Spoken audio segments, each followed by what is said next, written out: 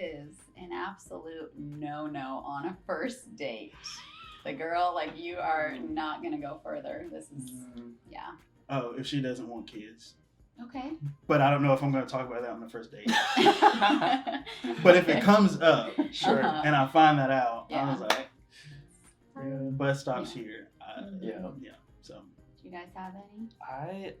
I think the first dates I've been on, I paid this might be weird, kind of, I don't know, but I paid attention a lot to how she interacts with the server, or like how she interacts with like the people who are serving us. Like I've been on a first date, just for example, where she was like super rude to the server, and I was like, whoa.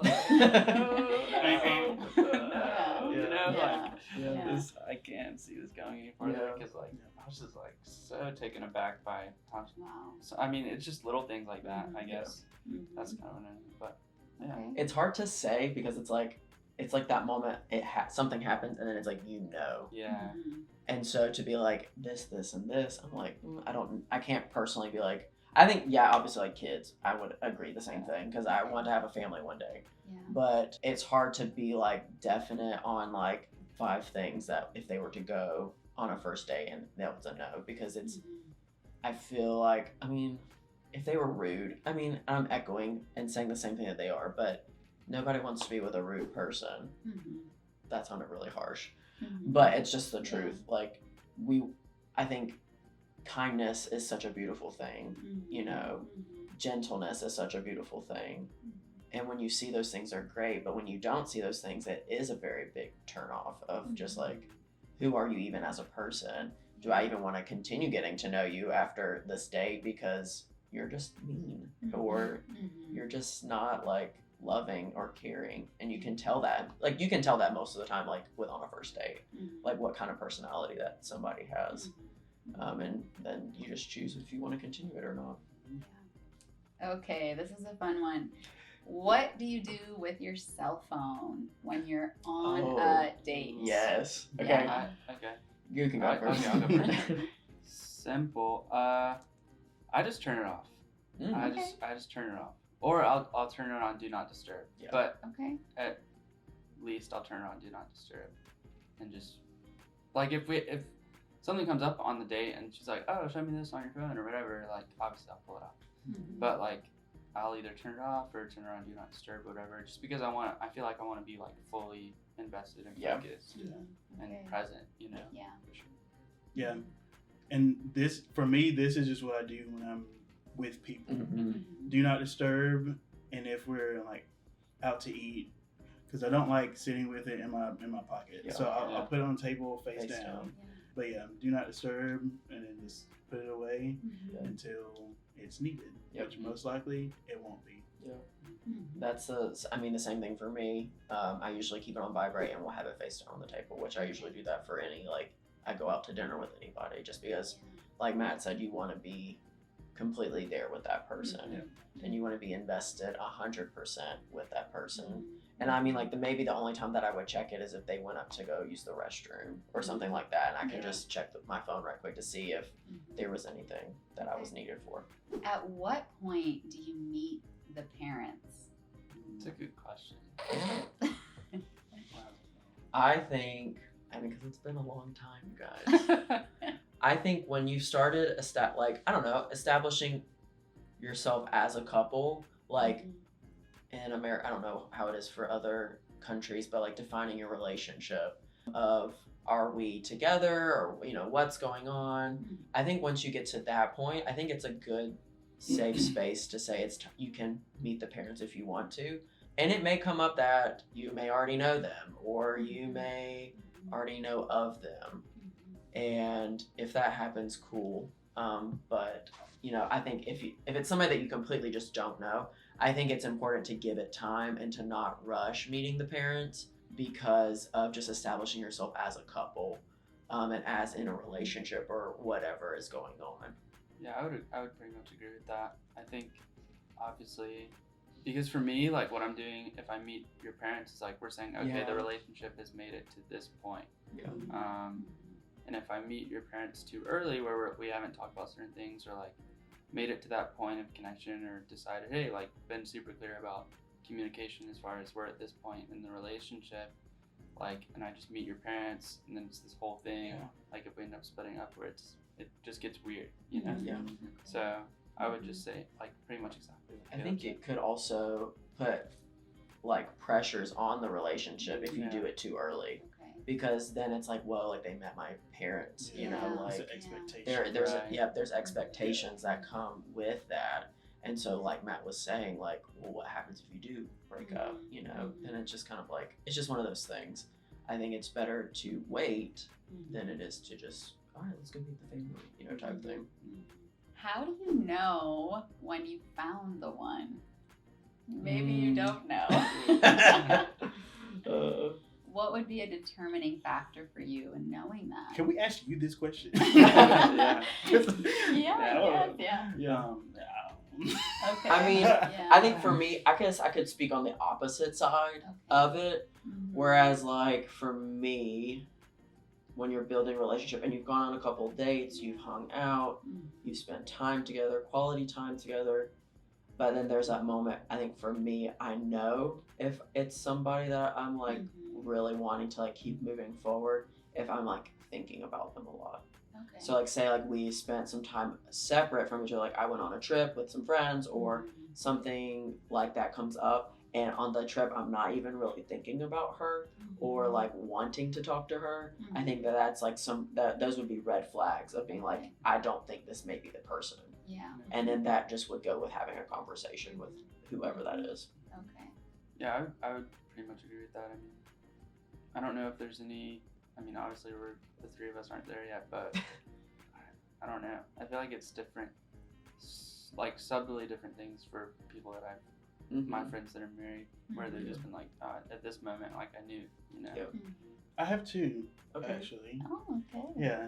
I think for me, when you reach this point of knowing that you can be fully known by that person and fully vulnerable without wondering if you're going to feel shamed or condemned by them after you tell whatever it is.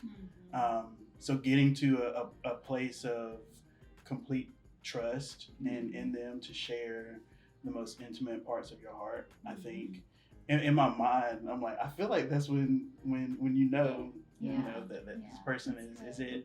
And also for me personally, whenever there's a big decision to be made, and whenever that decision has been made, there's a certain feeling of peace and affirmation that I have. So for me, whenever I feel that, and obviously I haven't felt it yet, but when I feel that, because I've experienced that in past decisions, just that affirming peace, then I believe that that's probably for me when I know that, you know, this is it. That's good. Yeah, that is good. I heard that Americans are cold when it comes to the dating process. Is this true? Okay. Yeah. Cold. A lot of cultures think that Americans are more cold. Cold as in, I guess I'm just trying to, Yeah. I want more. Cold, I think, as in not super friendly or like forward or welcoming. Okay, so like. Yeah, more standoffish. Yeah. Oh, I would 100% agree. Yeah. Like, I think that it is 100% true, unfortunately, because I don't feel like it should be. Like, I think depending on where you're at in life or like the people you're around, your faith, I think that sometimes dating can have a negative view just because people are so caught up in like possibly like dating too much or like, but it's like, and the reality is that the whole point of dating is to get to know somebody, you know, like, and I think a lot of people have a view of dating as like, I'm only going to date this one person and we're going to get married. And that may happen. And that's beautiful. And I love that. That's happened with my older brother. But I think sometimes dating is looked at from the perspective of not giving yourself the chance to get to know somebody because of what everyone else may think about you. So, yeah. Yeah. It's okay. In the movies and TV shows in America, it seems like people fall in love so fast. No. Is this common? Is this real life? Well, the short answer is no. Yes. But, I mean, the movies and TV and everything like that, the Hallmark Channel that my grandma watches. I watch sometimes. Yeah, it's every movie ends like perfectly. Right. Yeah. Everyone ends perfectly. Same Everyone's in storyline. love. Yeah, you know? exactly. Yeah. You can call it out. Yeah. It's During 5 Christmas minutes. time. Yes. Exactly. So Yeah. I think quickly what you learn in an actual relationship is like, no, that's not true. Sure, a lot of that stuff is true in the fact that like love is real and that stuff happens and you do meet someone and have connections like that, but there's a lot of stuff in between those moments, you know, where it's hard and it's difficult and you have to like choose to be in connection with someone and choose to love someone and you know, fight for a relationship. And you do have a lot of those story, like, I don't know, like fairy tale moments, Disney moments, whatever. But that is not the reality, you know. And in some ways, I think that it's more beautiful that that's not the reality because that's the movie and whatever is easy, looks easy. But like through hardships and pain and love and all of this stuff and connection, whatever, like that's actually beautiful, you know. The journey. Yeah, the journey. Yeah. Because it's like what they don't show you in the movies or a TV show is like there's actually hard conversations that actually happen in relationships, and they're very uncomfortable, and nobody enjoys having those conversations. But it's after you have those conversations, those hard talks, that you move forward and you know that person more intimately and you know that person deeper, and that grows your love for that person, and it grows your connection and your vulnerability with each other, your openness with each other. It grows through those moments of having tough conversations. So as in movies, they portray it as it happens and then boom, boom, boom, and then here you are getting married. Whereas in like reality of in whatever culture, love is built off of communication, trust, conversations, being open. Because you can't really love somebody fully unless you know who they are. It would be very surface level if you didn't know the inner things of their heart. Which I think, just in American culture, I feel like we like to take fantasy and present it as reality, because fantasy is like what we want. You know, I like, ideally, this is what I want. This is how I want it to happen. I want to find love. I want to find it quick. So I can't really make that happen. So I'll make a movie about it. You know, so I'll make it feel like this can actually happen, and we buy into that. And I think American culture has bought into that, which is why our divorce rate is so high. You know, people rush into a relationship because in their mind we've been conditioned, like in Disney movies, you know, from before one, we've been conditioned to believe that this is how love is found.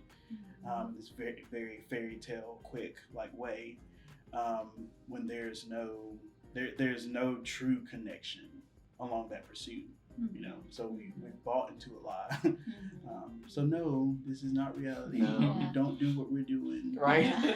But it is interesting because people get to know America through Hollywood, right? Through the movies that are made, through the music. And so it's this idea they have in their mind. Wow, Americans fall in love quickly. You know, so it's good to hear. It's good to hear the reality from these guys.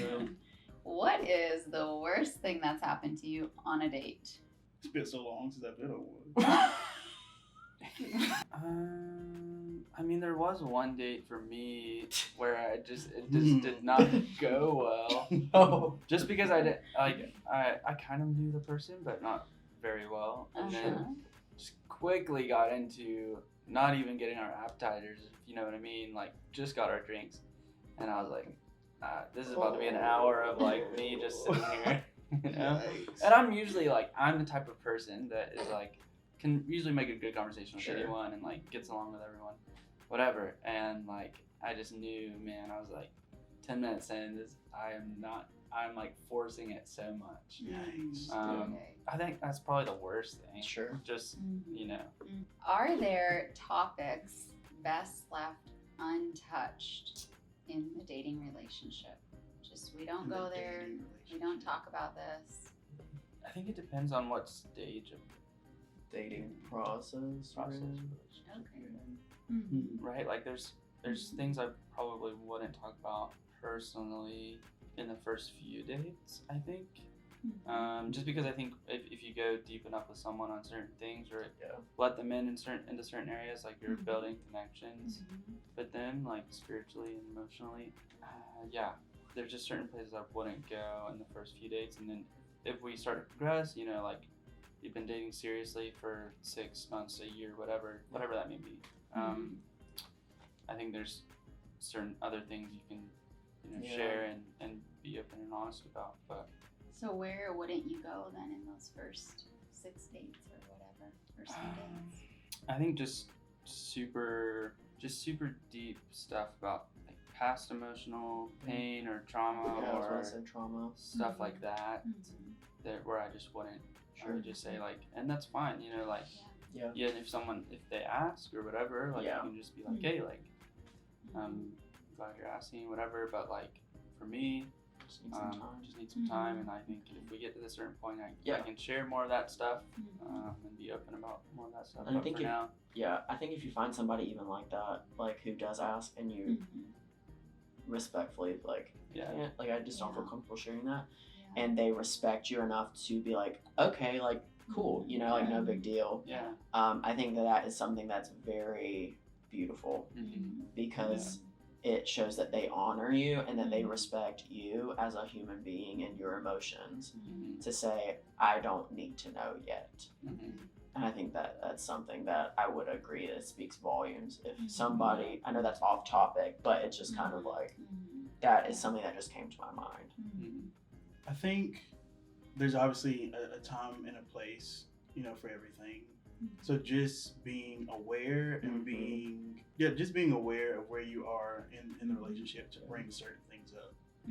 I do think that there's, you know, to get to a point where you are thinking, okay, this is the person I want to be with, there obviously has to be a level of vulnerability there.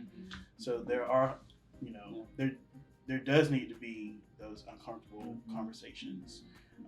It's just being aware of when to have them. So, because I don't believe in secrets.